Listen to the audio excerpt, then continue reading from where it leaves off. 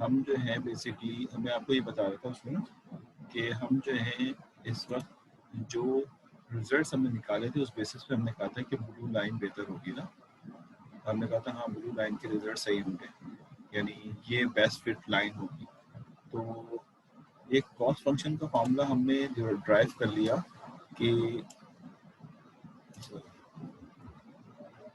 जे theta, ठीक, theta हम सिर्फ इसलिए लिखते हैं कि थीटा के बेस पे हम एन को बना रहे हैं, J theta which is equal to 1/2m। 2 हम आगे कुछ फॉर्मूला प्रूफ ड्राइव करने जाएंगे उसके लिए लिखा है हमने, m हमने अपनी वैल्यू को छोटा करने के लिए मीन के लिए लिख दिया हमने, ये मैथमेटिकल टर्मिनोलॉजी में अपने आसानी के लिए। और हमारे पास डेटा जो आई है वो बेसिकली 1 से लेकर m तक है, ठीक है, और 1 से लेकर m तक है।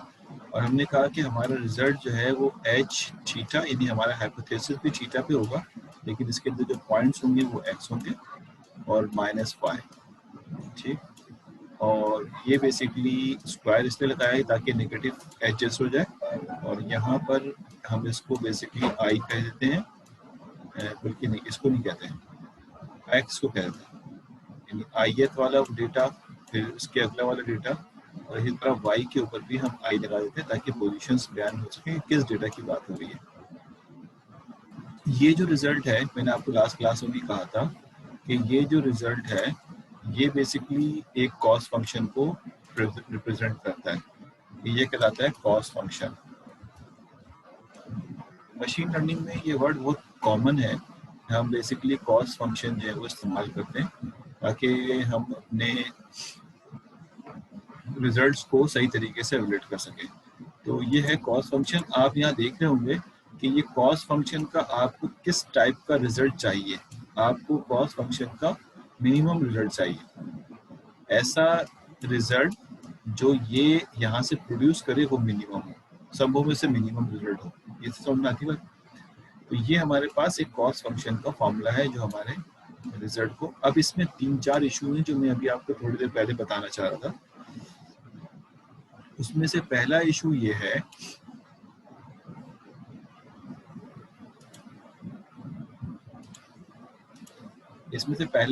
है मेरे भाई कि आपको याद होगा कि how to find theta, theta कैसे निकालेंगे आप ये बताइए। थीटा निकालने का कोई तरीका नहीं, अभी तो थीटा मैंने आपको रैंडमली दे दिया था ना, लेकिन एक्चुअल में तो आपको थीटा मालूम करना है। नंबर 2, ठीक है, नंबर 2 आपके पास से हाउ टू हैंडल, ठीक, क्या हैंडल करने बोला था, मेरे ध्यान से निकल गया, वो लॉगिन को एडमिट करने गया ना। अच्छा, how to find a theta, and अगली बात ये थी कि हाउ टू हैंडल,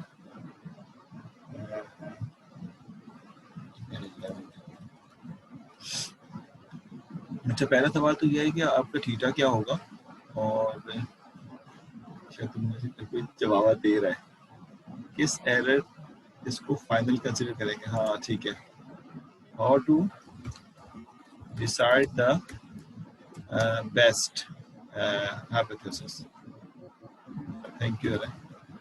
कौन सा बेसिकली हमारे पास लाइन जो है, लाइन यानी हाइपोथेसिस है, कौन सी लाइन हमारी बेस्ट होगी। नंबर 3, ठीक है, हाउ टू हैंडल वाला जुमला ये था, हैंडल मल्टी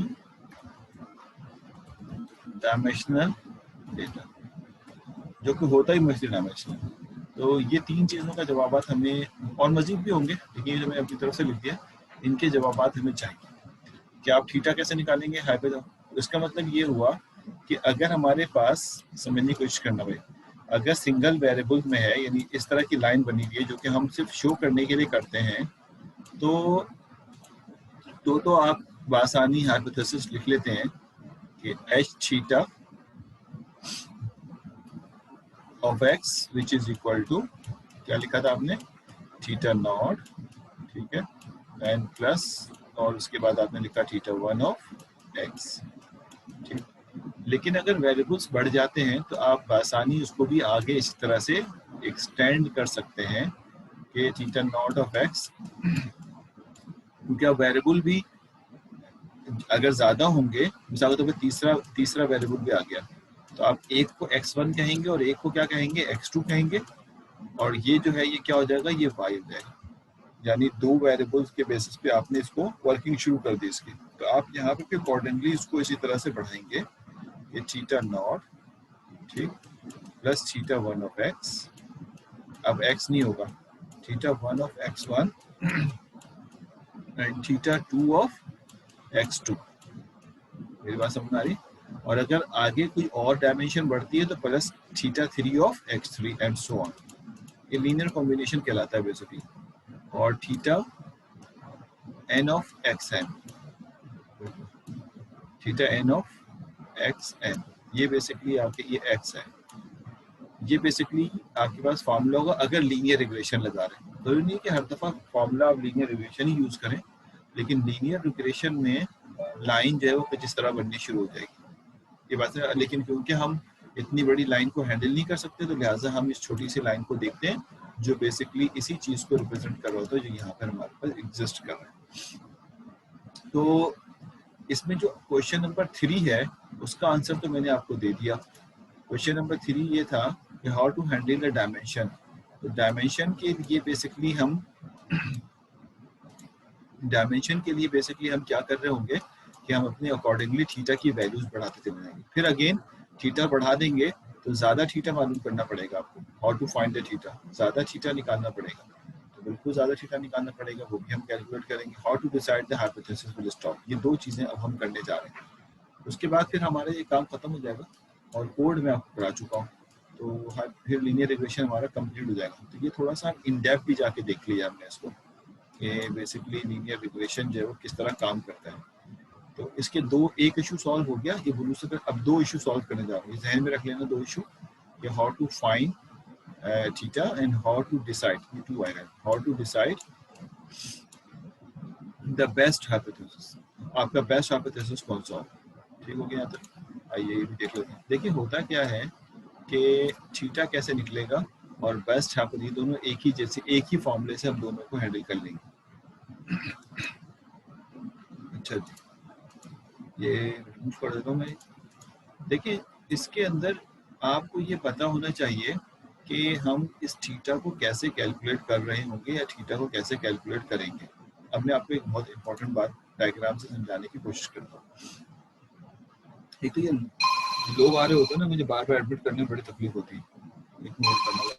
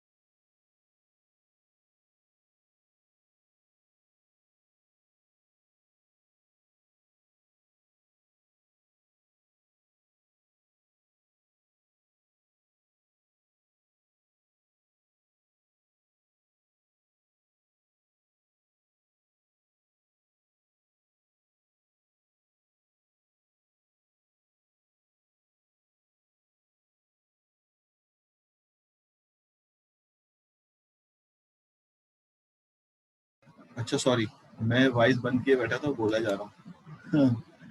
अच्छा जी, तो मैं आपसे ये कह रहा था कि हम कुछ लिमिटेशन जो है वो बेसिकली हम अपने पास इंसर्ट करते हैं और उसके बेसिस पे कुछ नोन चीज़ें हासिल करते हैं और सोचते हैं कि फिर ये बड़े डायमेंशन पे भी काम कर रहा होगा। जैसे मैंने अभी सिर्फ एक वेरिएबल पे शो किया, लेकिन ये बेसिकली अगर डायमेंशन ज़्यादा हैं तो आपकी हाइपोथेसिस में थीटास बढ़ते चले जाएंगे। काम वैसे ही होगा, लेकिन क्योंकि मैं ज़्यादा थीटास पे आपको समझा नहीं सकता, तो लिहाजा कम थीटा पे समझा दिए, बाकी सारा है। इसी तरह यहाँ पे एक डायग्राम बना रहा हूँ मैं समझाने के लिए। मैं एक हाइपोथेसिस बना रहा हूँ यहाँ पे, यानी डायग्राम के बेसिस पे। वो कुछ इस तरह से है, ये आपके पास x है, ठीक है, और ये y है, और मैं ये एज्यूम किए बैठा हूँ कि आपका जो हाइपोथेसिस है वो बेसिकली वो बराबर है ओनली थीटा 1 ऑफ x पे। अभी समझने की कोशिश करना, थीटा नॉट नहीं है उसमें, ठीक, थीटा नॉट नहीं है, तो आप कैसे हाइपोथेसिस को सपोज कर रहे हैं ये भी मैं समझा देता हूँ आपको। ये सब बातें हमारी नोन है और हम अपने समझने के लिए इन चीज़ों को शॉर्ट कर रहे हैं खाली। यानी हम एक ऐसे हाइपोथेसिस को शो कर रहे हैं, यानी यहाँ पे जिसमें थीटा नॉट नहीं होता है, वो एक ऐसी लाइन होती है जो ओरिजिन से गुजरती है। ये बात समझ आ गई, ओरिजिन से गुजरती है, अब कैसी भी हो लेकिन गुजरेगी वो ओरिजिन से। थीटा नॉट जब किसी हाइपोथेसिस में लगा होता है, वो बेसिकली वाई इंटरसेप्ट बयान करता है कि वाई में इंटरसेप्ट कहाँ हुआ होगा। ये सब बातें मेरी पुरानी है, इसलिए मैं बहुत डिटेल में इसके नहीं जा रहा, आपको ये बातें पता होनी चाहिए। तो अगर मैंने थीटा नॉट को जीरो कर दिया है, यानी ये जो मैंने अभी काम शुरू किया है वो थीटा नॉट को जीरो करके किया है, इससे एडवांटेज ये हो रहा है कि मैं आपको कुछ चीज़ें विजुलाइज करवा सकूंगा, वरना हमारा विजुलाइजेशन भी खत्म हो जाएगा। ठीक, अब थीटा नॉट तो खत्म हो गया, बचा हमारे पास थीटा 1। गौर से देखिएगा मैं कहना क्या चाह रहा हूँ, शायद कुछ लोगों को समझ ना आए, कुछ लोगों को समझ आ रहा हो, क्योंकि प्योर मैथमेटिक्स है। कुछ लोगों के सर में दर्द हो जाता है मैथ्स का नाम सुन के, तो इंशाल्लाह अगर आप डेटा साइंस में, तो आपको ये स्टैटिस्टिक्स मैथमेटिक्स का तो साथ रहना ही है ना। अब थीटा नॉट तो खत्म हो गया, अब बचा आपके पास थीटा 1, ठीक, और इस थीटा 1 के बेसिस पे आपने एक हाइपोथेसिस ये वाला क्रिएट कर लिया, ये वाला हाइपोथेसिस, ये है H1 आपका। क्लियर हो गई बात ये?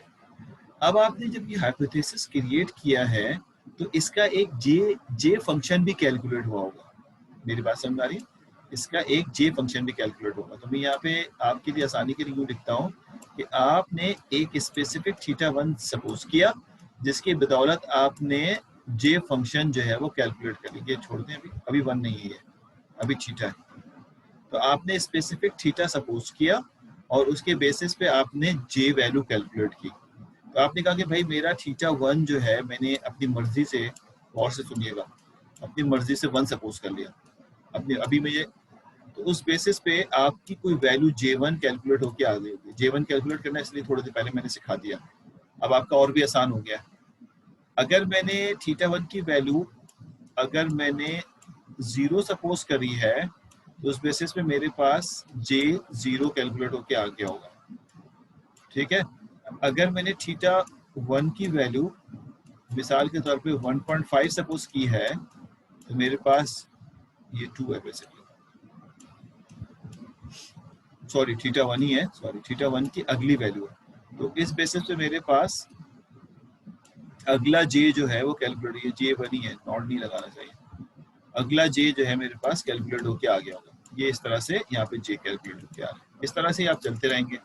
अब आपको अगर समझ आ रहा है ये सारी बातें, तो इसका मतलब है ये जो एक बंच मैंने बनाया है ना, ये बेसिकली एक स्पेसिफिक हाइपोथेसिस के बेसिस पे एक कॉस्ट फंक्शन है। ये वो पूरा प्रोसेस पीछे हम कर चुके हैं। ये दूसरे, क्योंकि हमें नहीं पता कि ये बेहतर है या नहीं है, तो ये हमारे दूसरे हाइपोथेसिस के बेसिस पे ये कॉस्ट फंक्शन है। ये हमारे तीसरे हाइपोथेसिस के बेसिस पे कॉस्ट फंक्शन है। हाइपोथेसिस टोटली डिपेंड करता है थीटा के ऊपर। एक्स तो हमेशा कांस्टेंट वही रहता है जो डेटा में दिया हुआ है, हाइपोथेसिस डिपेंड करता है थीटा के ऊपर। ये मेरी बात समझ में आ रही है ना? तो ये बेसिकली टोटली डिपेंड करता है थीटा के ऊपर। आप थीटा की वैल्यू चेंज करेंगे, हाइपोथेसिस चेंज हो जाएगा, कॉस फंक्शन चेंज हो जाएगा। आपको इन्हीं कॉस फंक्शन को देखते हुए ये तय करना है कि कौन सा हाइपोथेसिस लेना है। इन तीन में ही अगर देख लिया जाए तो कोई एक जरूर जे फंक्शन छोटा होगा, तो जो छोटा होगा वो इस वक्त बेस्ट हाइपोथेसिस होगा। लेकिन हमें नहीं पता कि इस तरह हम कितने आगे तक जाएंगे। आपको नहीं पता कि इस तरह हम कितने आगे तक जाएंगे। ये बात समझ आ रही है ना? तो अगला भी लेंगे, तो हम यही लर्न करने जा रहे हैं दोनों चीजें, कि थीटा कैसे कैलकुलेट होगा। जरूरी है कि हाइपोथेसिस कॉस फंक्शन निकाले तो एरर लेस, नहीं जरूरी नहीं है। अगला वाला हो सकता है ज्यादा। मैं यही तो कह रहा हूँ, मुझे क्या पता कि इसमें से कौन सा लेस होगा। मेरा जुमला भी यही था कि इसमें से कौन सा लेस होगा मुझे नहीं पता। तीनों में से हो सकता है पहला वाला बड़ा हो और सेकंड वाला छोटा आ जाए, फिर बड़ा आ जाए। ये तो डिपेंड करेगा हाइपोथेसिस के ऊपर। अब इसी को तो स्मूथ बनाना है। ये रैंडम जिंदगी पे तो आप कभी जिंदगी गुजार ही नहीं सकते ना, नहीं इसको एल्गोरिथम कह सकते हैं। ठीक है, यही तो पढ़ा रहा हूँ बेटा साथ। कहाँ रुकोगे, सब पढ़ा रहा हूँ, यही तो पढ़ाने के लिए शुरू किया है ना मैंने।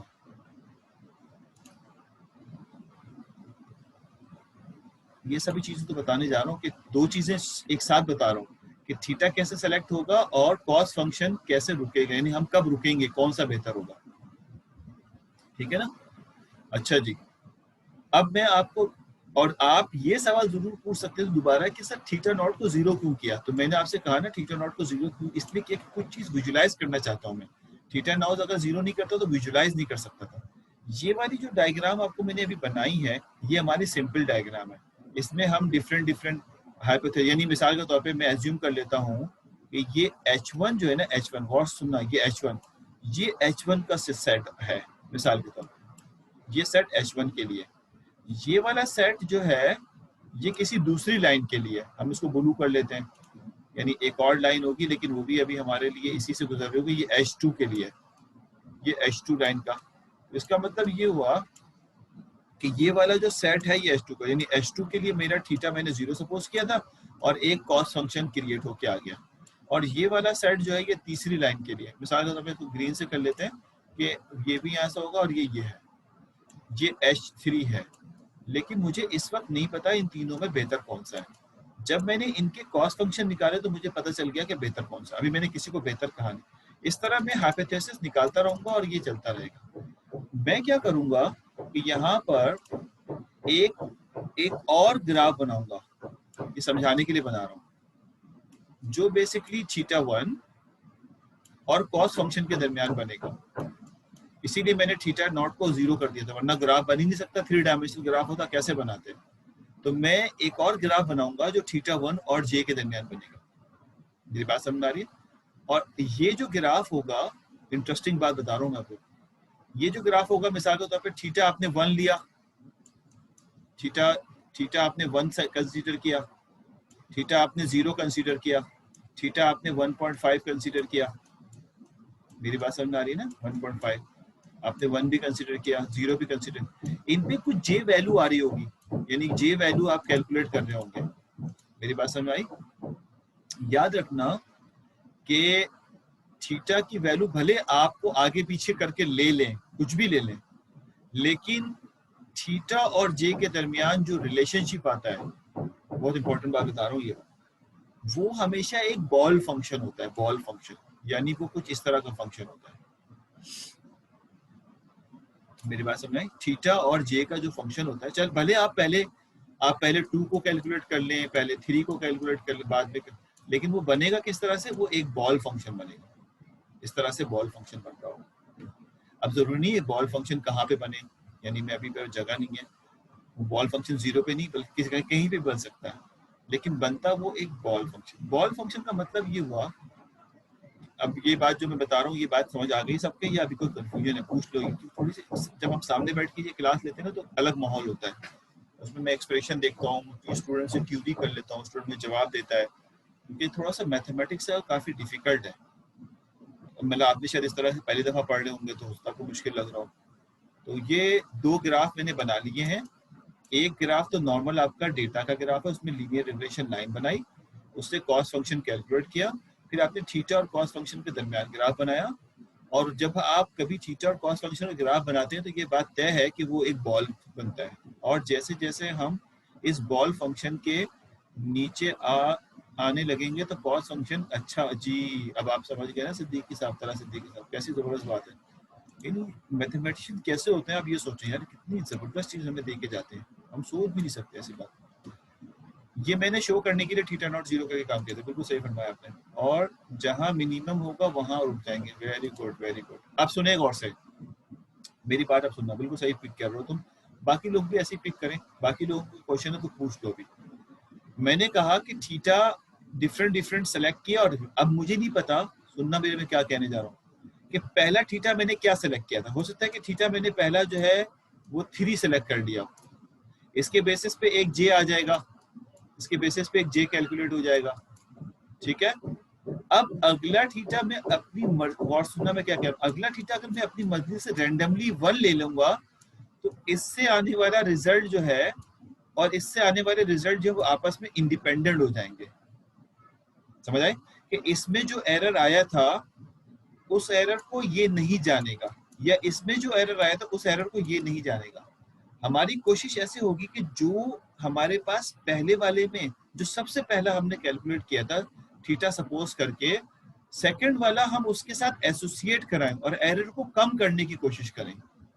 एरर को क्या करने की कोशिश करें? कम। अब मिसाल के तौर पर डायग्राम से मैं ये बात समझाऊं कि अगर किसी ने पहले थीटा 3 लेके सॉल्व किया, मैं इसको कलर चेंज करता हूं, तो उसका रिजल्ट ये आया जे फंक्शन का। समझ आई बातें? अब हम क्या करेंगे, और सुनिएगा, अब हम क्या करेंगे कि हम अगला थीटा उसको खुद लेने की इजाजत नहीं देंगे। मेरी बात ये बहुत इंपॉर्टेंट है, सुनने की कोशिश करना। हम एक ऐसा फंक्शन, एक ऐसा फॉर्मूला बनाने जा रहे हैं कि पहला थीटा तो उसको चॉइस करने देंगे।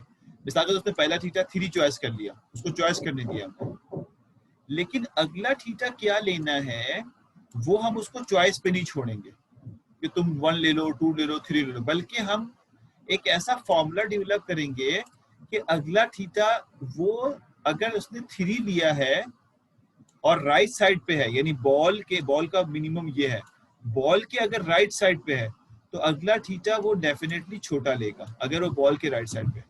और अगर इसने इत्तेफाक से अगर पहला थीटा 1 लिया है तो अगर वो बॉल के लेफ्ट साइड पे है तो यकीनन वो उससे बड़ा लेगा। ये भी ऑटोमेटिक हो जाएगा, हमें देखने की भी जरूरत नहीं होगी, मैथमेटिक्स आपको करके देगी ये चीज। दोबारा बता रहा हूँ, थोड़ा ट्रिकी है कि थीटा का पहला वैल्यू तो आप सेलेक्ट करेंगे अपनी मर्जी से, उसके बाद अगली वैल्यू पे आप बाउंड हो जाएंगे कि आप अपनी मर्जी से 4 नहीं ले सकते, अगर यहाँ पर है तो 5 नहीं ले सकते, you are not allowed to take the 4। we will generate a formula and the next theta should be calculated from that specific formula। और वो फॉर्मूला जो हम बना के अभी देने जा रहे हैं वो बेसिकली ऐसा फॉर्मूला होगा कि अगर वो बॉल के राइट पे पिक किया गया है पहला थीटा तो वो यकीनन लेस वैल्यू देगा अगली, और अगर बॉल के लेफ्ट पे दिया गया है तो वो यकीनन बड़ी वैल्यू देगा अगली। ये बाय डिफॉल्ट होगा। और आप आस्ते आस्ते थीटा को कम करते जाएंगे। आप क्या करते जाएंगे? आपका फॉर्मूला करता जाएगा। जब आप कम करते जाएंगे तो आप डाइवर्ट नहीं हो रहे ऊपर की तरफ, बल्कि आप नीचे की तरफ आना शुरू करेंगे। अगला यहाँ पे आ जाएगा, अगला यहाँ पे आ जाएगा, अगला यहाँ पे आ जाएगा, और आस्ते आस्ते आप एक ऐसी जगह पे कन्वर्ज हो जाएंगे जहां पर आपका, जहां गौर सुनना, जहां पर आपका कॉस फंक्शन सबसे मिनिमम हो जाएगा। यानी इससे मिनिमम कॉस फंक्शन हो ही नहीं सकता। सही है?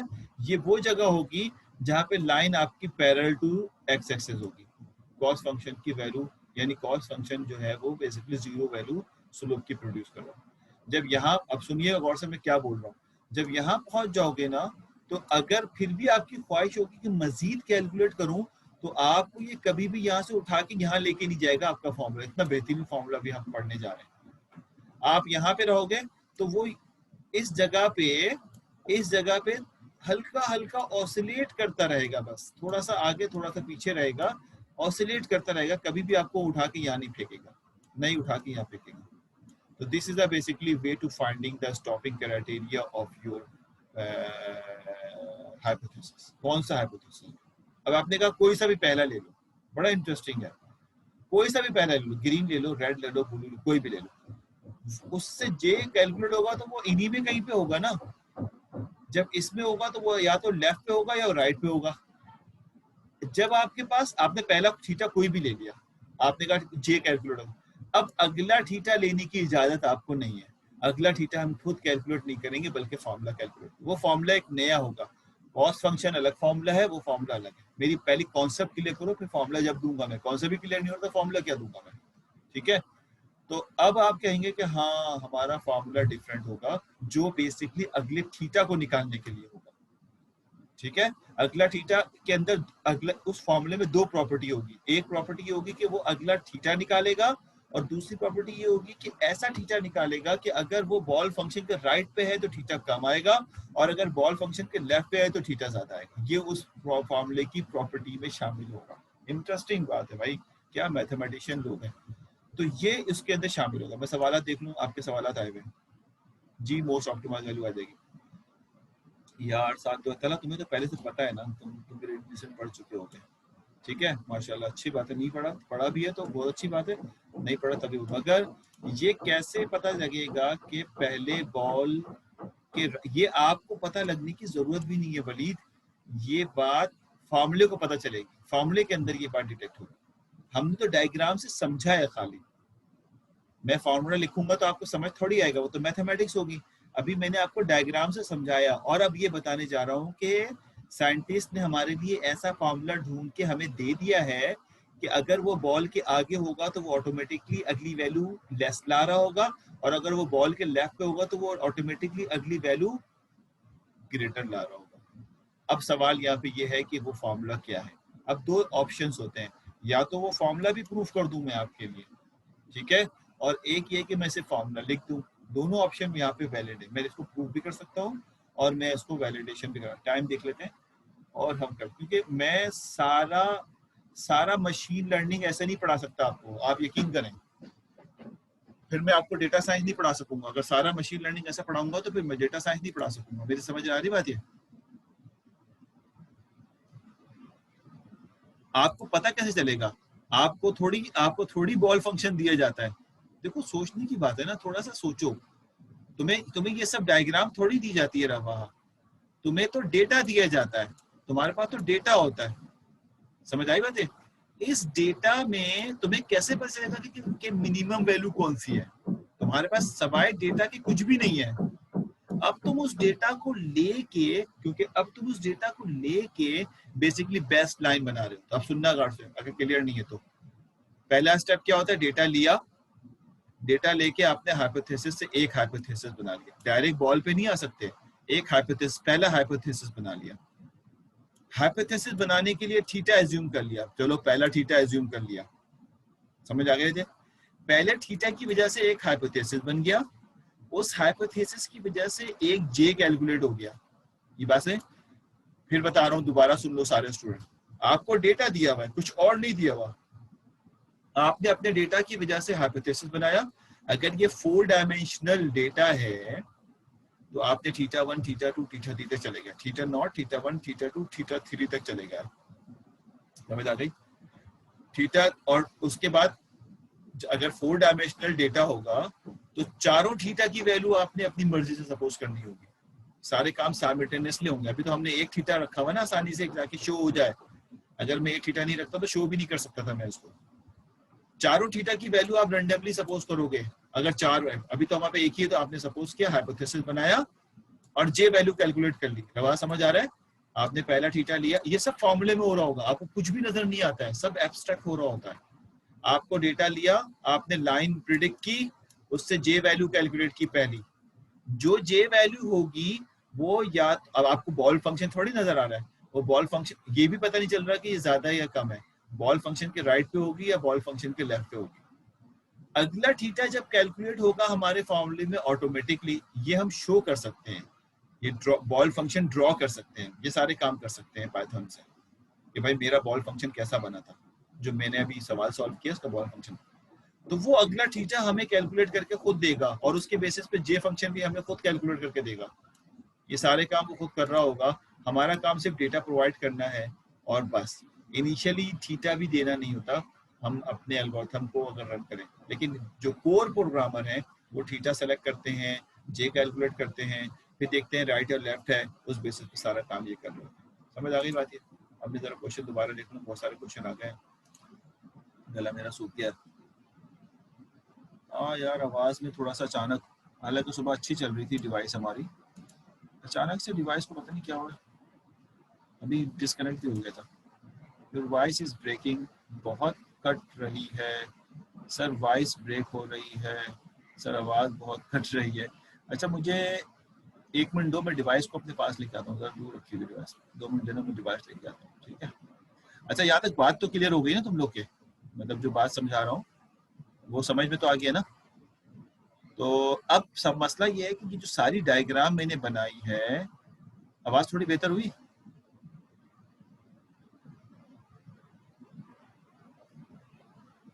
आवाज बेहतर हुई थोड़ी? चलो ठीक है। अगर आवाज दोबारा खराब हो जाए ना तो मुझे जरूर बता देना। शायद इस डिवाइस से कुछ और लोग भी कनेक्ट हो गए होंगे तो मैं उनको भी डिस्कनेक्ट करवा दूँ। अच्छा जी, ये सारा सिस्टम जो हमने देखा, अब ये थोड़ी कि एक सवाल करने के लिए कोई 10-10 फॉर्मूले इस्तेमाल कर रहे होंगे। अच्छा अच्छा अच्छा अच्छा, अब मैं सुनो सुनो बोलता हूँ। अच्छा बता दिया साथ में। अच्छा जी, मैंने क्या बोला? मैंने ये बोला कि ये सारा सिस्टम 4-5 फॉर्मूले पे रहे तब भी हमारे लिए बहुत दुश्वारी है। इन सब को समेट के हम एक फॉर्मूला दे देंगे, ठीक है? इन सब को समेट के हम एक फॉर्मूला दे देंगे। अब जरा आइए फॉर्मूले पे, यहाँ तक कोई बात समझ में आ गई ना? जो फॉर्मूला हम पढ़ने जा रहे हैं वो बेसिकली ग्रेडियंट डिसेंट कहलाता है। ग्रेडियंट डिसेंट कहलाता है। वो मैं अभी लिखता हूँ उसको क्लियर करके। ये दोनों काम इसमें हो गए हमारे। थीटा का निकालना भी हो गया कि अगला थीटा कैसे आएगा। तो आपने कहा कि पहला थीटा आप देते हैं, अगला थीटा सिस्टम देता है आपको, उसका अगला थीटा भी सिस्टम देता है आपको, बस आप पहला थीटा प्रोवाइड करते हैं। कब तक सिस्टम उसको कैलकुलेट करता रहता है?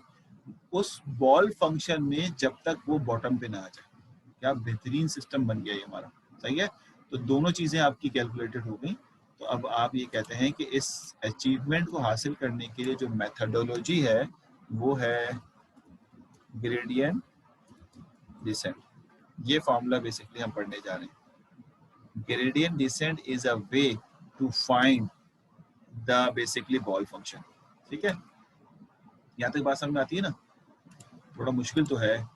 मशीन लर्निंग पढ़ लेते ना तो पहले, डेटा साइंस से पहले हमेशा मशीन लर्निंग पढ़ लेना, तो उसमें ये सब चीजें कॉन्सेप्ट क्लियर हो जाएंगी। अच्छा जी, यहाँ तक क्लियर हो गई बात? आइए देखो, ग्रेडियंट डिसेंट क्या होता है इसमें समझाने के लिए हमेशा इस तरह कहा जाता है ग्रेडियंट डिसेंट को कि आपके पास एक पहाड़ है, मिसाल के तौर पे आपके पास एक पहाड़ है, और मैं 3D पहाड़ तो बना नहीं सकता, कुछ इस तरह से, ठीक है? और आप जो हैं, और बहुत लंबा पहाड़ है ये, और आप इसकी चोटी पे हैं। प्रॉब्लम देखना, अब आपको नहीं पता कि यहाँ, क्योंकि जमीन तो आपको नहीं पता कि कहाँ मिलेगी, आपको नहीं पता कि मैं इस रास्ते से उतरूंगा या इस रास्ते से उतरूंगा जमीन पे, या इस रास्ते से उतरूंगा। Gradient descent. तो आप एक एक स्टेप करके आगे की तरफ बढ़ रहे होते हैं। मिसाल तो आपने एक स्टेप आगे बढ़ाया, फिर एक स्टेप आगे बढ़ाया, फिर एक स्टेप आगे बढ़ाया, समझ आ रहे थे? और आप यहाँ पे थोड़ा सा लॉन्ग चलेगा, इस तरह से गलती से इस तरह लॉन्ग चलेगा। अब आप अगर यहीं से आगे चले जाते तो आपके लिए बेहतर नहीं था, लेकिन आपको नहीं पता चला, आपको यहाँ से यहाँ रास्ता नजर आया, आप यहाँ से लॉन्ग चले गए, फिर यहाँ से इधर आ गए। तो ये जो तरीकेकार है ये एक ग्रेडियंट डिसेंट कहलाता है। इसको अगर ऑप्टिमाइज कर लिया जाए तो आपका सबसे ऑप्टिमाइज रास्ता ये स्ट्रेट है जो आपके सामने नजर आ रहा है, ठीक है? तो ये ऑप्टिमाइज, तो इसको ऑप्टिमाइज, हम अपने फॉर्मूले को ऑप्टिमाइज करने जा रहे हैं ग्रेडियंट डिसेंट के मेथड से। समझ में आती बात? कैसे करेंगे कि वो कहता ये है कि ग्रेडियंट डिसेंट हम लगाने जा रहे हैं, वो ये है ग्रेडियंट डिसेंट। हमारे पास एक्चुअल में जे थीटा का फॉर्मूला मौजूद है ना यार, एक तो मैं थीटा नहीं लिख पाता ना, मुझे बड़ी होने लग जाती है। जे थीटा का फॉर्मूला वहाँ पर मौजूद है, थीटा के लिए मैं एडेरेट लगा देता हूँ, अच्छा नहीं लग रहा है, एट लगा देता हूँ, ये फिर बेहतर है। जे थीटा इज इक्वल टू, ठीक है, और हमारे पास फॉर्मूला क्या है भाई, जो हमने फॉर्मूला अभी पढ़ा है, 1/2m, ठीक, summation I is equal to 1 to m bracket h of x minus y, bracket close का स्क्वायर i और i, ठीक हो गया ना? i बेसिकली ये जो समीशन चल रहा है उसका सफिक्स है, और ये तो हमारा कॉस फंक्शन है, this is called cos function.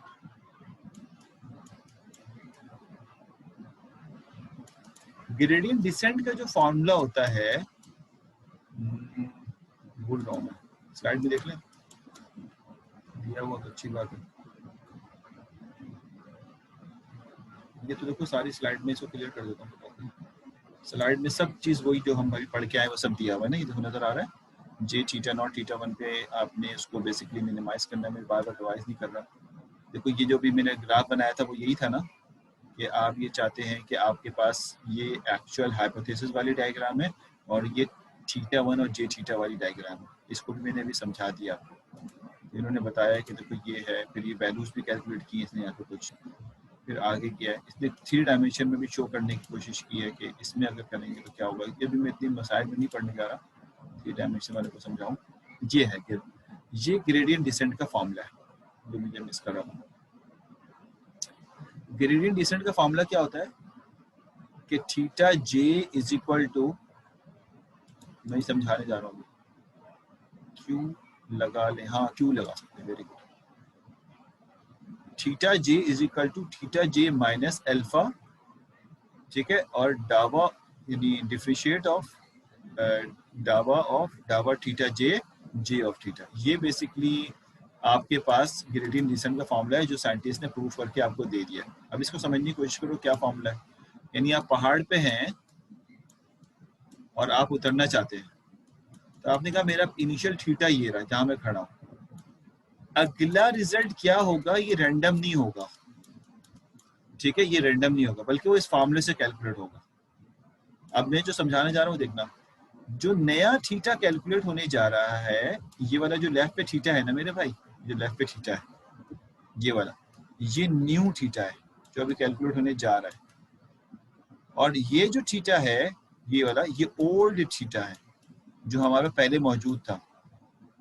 तो जो न्यू थीटा आप कैलकुलेट कर रहे हैं उसको निकालने के लिए बेसिकली आप ओल्ड थीटा इस्तेमाल करते हैं और उस थीटा का रेट ऑफ चेंज भी निकालते हैं, जो आपका कॉस फंक्शन होता है उसका रेट ऑफ चेंज भी निकालते हैं। तो एक्चुअल फॉर्मूला ग्रेडियंट डिसेंट का क्या है कि ओल्ड थीटा, अब थीटा कुछ भी हो सकता है, इज नॉट एसेंशियल कि यहाँ पे थीटा हमारे पास जो है वो कोफिशिएंट है, यानी थीटा जो है हमारे पास कोफिशिएंट है, लेकिन थीटा कुछ, ये ग्रेडियंट डिसेंट एक जनरलाइज फॉर्मूला है किसी भी चीज के लिए करंट वैल्यू निकालने के लिए, जनरलाइज फॉर्मूला। तो थीटा माइनस अल्फा ये कहलाता है लर्निंग रेट, ये समझाऊंगा अभी मैं। और उसके बाद rate of change in your cos function, ये बेसिकली मेरा फॉर्मूला है। तो अगर मैं ग्रेडियंट डिसेंट के फॉर्मूले को यहीं पे लेके देखूं क्लियर करके, अब चाहिए ग्रेडियंट डिसेंट आप पहाड़ से उतर रहे हो या किसी और काम को कर रहे हो, ग्रेडियंट डिसेंट से करेंगे तो इसी तरह करेंगे, ये फॉर्मूला इस्तेमाल। और कन्वर्ज जब तक कि थीटा के अंदर चेंजेस आना खत्म ना हो जाए। समझ में आई बात है? जैसे आपने पहला थीटा निकाला, चेंज आया, दूसरा थीटा निकाला, चेंज आया पहले वाले से। जब न्यू थीटा और ओल्ड थीटा के दरमियान डिफरेंसेस खत्म हो जाएं तो इसका मतलब है आप बॉल फंक्शन के कहाँ पहुंच चुके हैं, यहाँ पहुंच चुके हैं, क्योंकि आप एक साइड से कम होते जा रहे थे तो आप यहाँ पे पहुंच चुके हैं। तो अब ये डिफरेंस कम हो जाएगा, ये थीटा जो भी होगा वो एक्सेप्टेबल है, जो भी वैल्यू इस जगह पे थीटा की होगी वो एक्सेप्टेबल, जीरो नहीं होती, कोई वैल्यू होती है एक्स की यहाँ पे। तो ये अभी खत्म नहीं हुआ, मैं समझा रहा हूँ, ये मैं प्रूफ तो नहीं करने जा रहा, काफी लंबा प्रूफ है, वो टाइम लग जाएगा हमें। ये फॉर्मूला, अब ये फॉर्मूला ग्रेडियंट डिसेंट का है, इसको मैं जरा फर्निश करके लिखना चाहता हूँ। बस लिखना यूँ चाहता हूँ कि थीटा